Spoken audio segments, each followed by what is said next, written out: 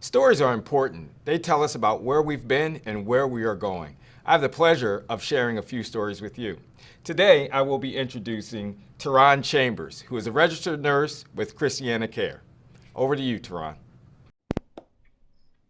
Hello, my name is Terhan Chambers.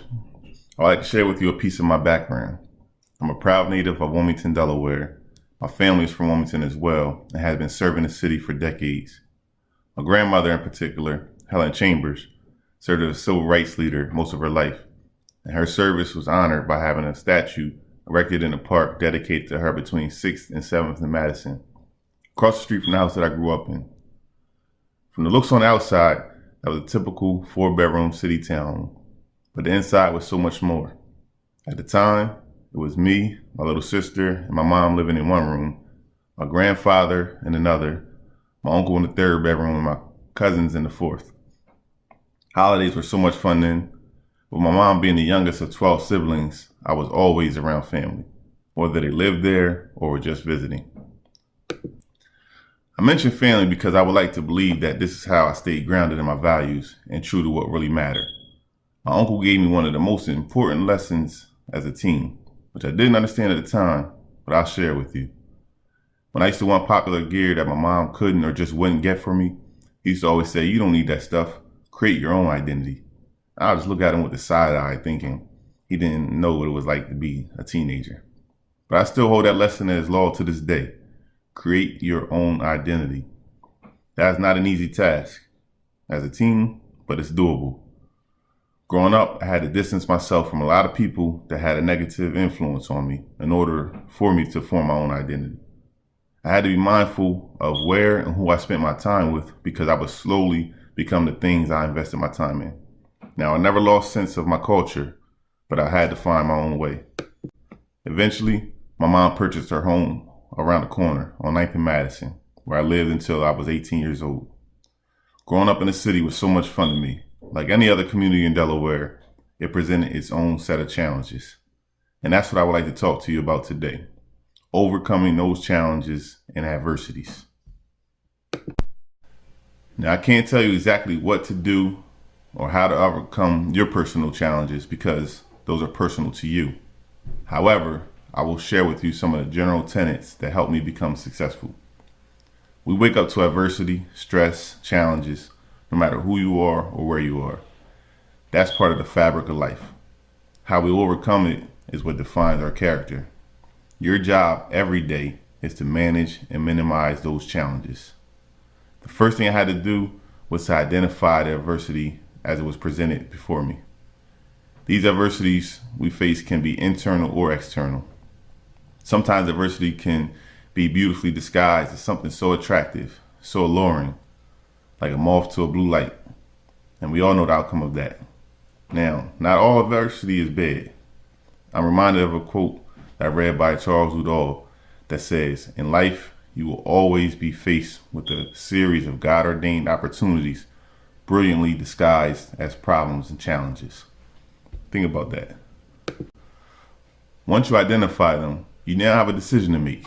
What are you going to do now that you have identified these challenges? Are you going to dribble the ball or are you going to shoot the ball? You cannot pass these challenges to anyone else. So what it comes down to is, are you going to dribble or are you going to shoot? You must make a decision. Now, no matter the outcome, you must develop resilience. You must persevere through all obstacles. The outcome of these challenges is not permanent. You may not always get it right the first time, but remember, there's a win in all decisions made. Because if you make the right decision, you automatically win. If you make the wrong decision, there's a valuable lesson learned, so that in itself is also a win. That's called having perspective. Having perspective is one of the most valuable tools you can develop in life. That is essential to having resilience. Learning to see things another way. And perspective leads me to my next key, having a vision. To have a vision, you must gain experience, broaden your horizon. Do something that you wouldn't normally do. Talk to someone you wouldn't normally talk to, a teacher, a classmate. You'd be surprised how interesting the people you would least expect can be. Right now, you're likely preparing for college or industry. The broader your experience, the more solid your vision becomes. Sometimes you must strategically work backwards with your vision, meaning when someone asks you, where do you see yourself in 10 years? What do you have to do to get to that 10-year goal? You have to get to the 9-year goal first, right? And your 5-year goal before that. And in order to make it through this year, you have to make it through this week. I remember being in 9th grade at Newark High. My teacher had us write a letter to ourselves that she would mail to us in 5 years. I'd forgotten all about the letter that I wrote to myself. And when it came to me in the mail 5 years later, I recognized the handwriting, but I didn't recognize the goals. My 14-year-old goals were so much different than my 19-year-old goals. I remember laughing because I had Lamborghinis and jet skis as part of my goals after I supposedly started some type of business. I must laugh now.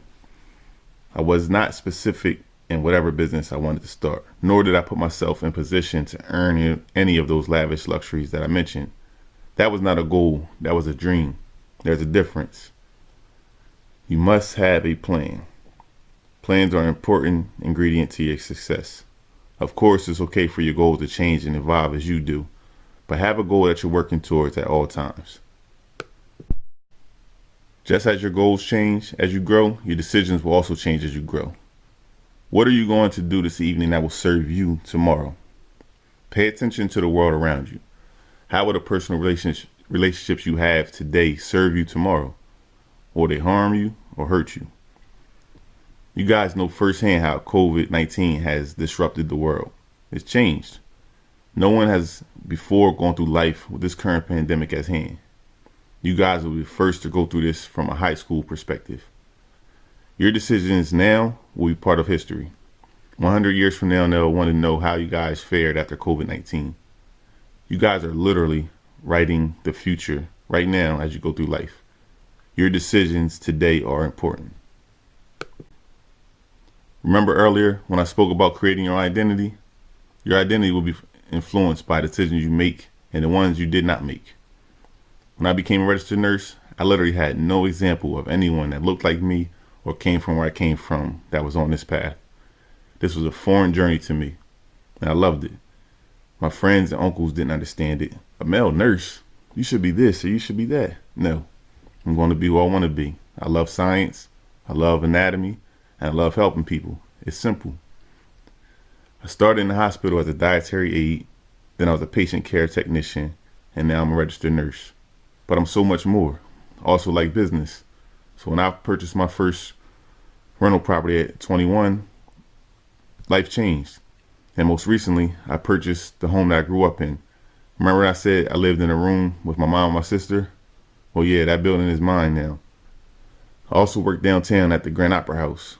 I started as a box office rep part-time, then promoted to full-time, then to box office manager, then to donor relations manager, which was fundraising, then to interim director of development until I departed and decided to get back into healthcare. And this is still the beginning for me. This wasn't a straight road, and it shouldn't have been, because I've gained so much experience along the way. More tools for my tool bag that will help me solve future challenges when they are presented for me. And I'm thankful. What is your biggest challenge today? What have you done and what will you do to overcome that challenge? Who or what could you distance yourself from now, and who or what should you invest more time in now? What resources will you use to assist you? What are your goals for this year? Be specific in your goals. What is your plan? What are you going to do today that will serve you in the future? These are questions that you will need to continuously revisit in your journey. Thank you for sharing your time with me.